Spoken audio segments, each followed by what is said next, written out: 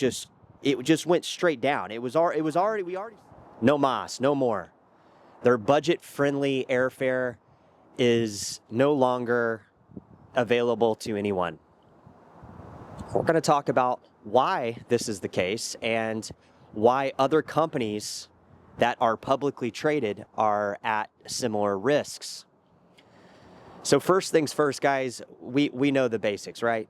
I hope you do.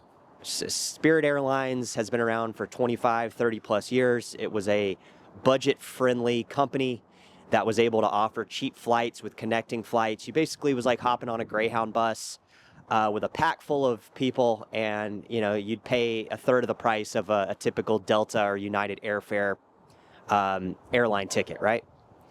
So Spirit Airlines also operated under this this idea is if every seat was full, they could offer these discounted airline tickets and they could cater to volume rather than catering to a typical airline Delta mega company of sorts, right?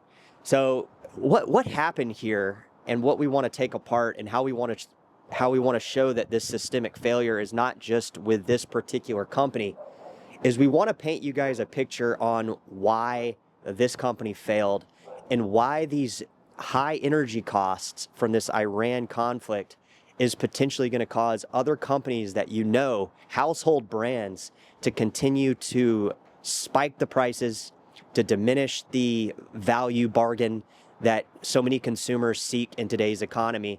And then also kind of why this is kind of a domino effect of a lagging indicator of why these high energy costs push these type companies that are based on this value model vertically to zero. And we saw this with Spirit. We saw this over the last few months with their stock. Obviously, it's a representation of a failing company. So what happened here, guys, is Spirit Airlines is a company that has suffered from major debt over the last really 7 years since COVID. Their debt was up to $8.1 billion. Their current debt just from the last few years was up $2.1 billion. And they were unable to service their debt by getting new credit from companies like Citadel and Airways and these huge credit companies that come in and provide liquidity to keep these companies floating while they restructure.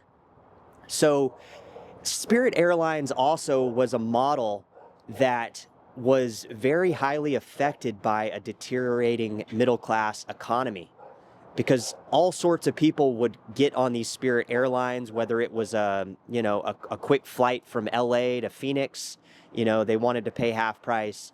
It catered to people that were on the lower bracket that might not travel too much, that want to save money, but also in the middle class that just didn't want to spend that ridiculous fare on an airfare ticket, right? And what happened here is as the economy over the last couple years continued to deteriorate, as the federal funds rate, as the Fed started raising these interest rates, it put more stress on companies that were already having a hard time servicing their debt. And we've been talking about this for the last couple months here on the channel, that when you increase the ability for people to seek new credit, when you hinder their ability and put more pressure on companies that are already struggling to service their debt, it kind of creates a hyper what's the word I'm looking for?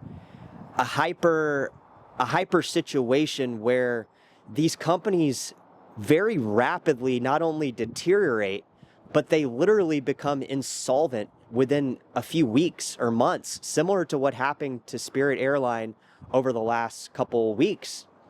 So taking that context, and then moving on to the final thing that put the nail in the coffin for Spirit, and why I think we'll see an increase in some of these value, what people seek as value companies I think that whole idea and that whole model will not only continue to deteriorate, but we'll also see a rapid increase in these companies that are hanging on by a lifeline thread over the next couple weeks.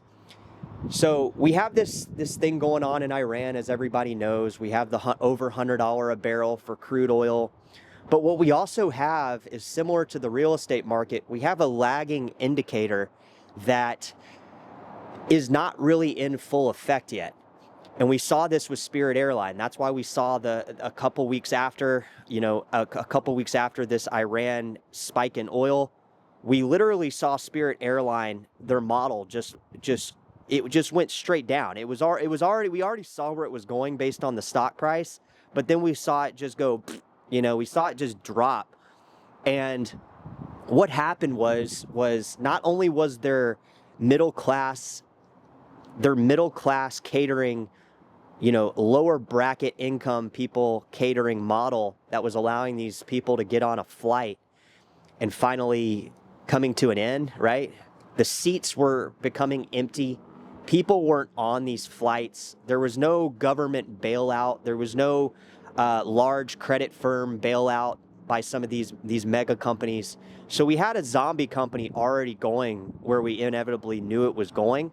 But then when we had the spike in jet fuel, almost $4.50, we had that spike in jet fuel. It put the nail in the coffin on Spirit. And what we're seeing right now is we're seeing other companies that are energy dependent. Their entire models are based on energy cost. If they don't have cheap energy, their efficient bargain model, it simply doesn't work. There's no bargain if energy costs are high. We see the same thing happen in food cost.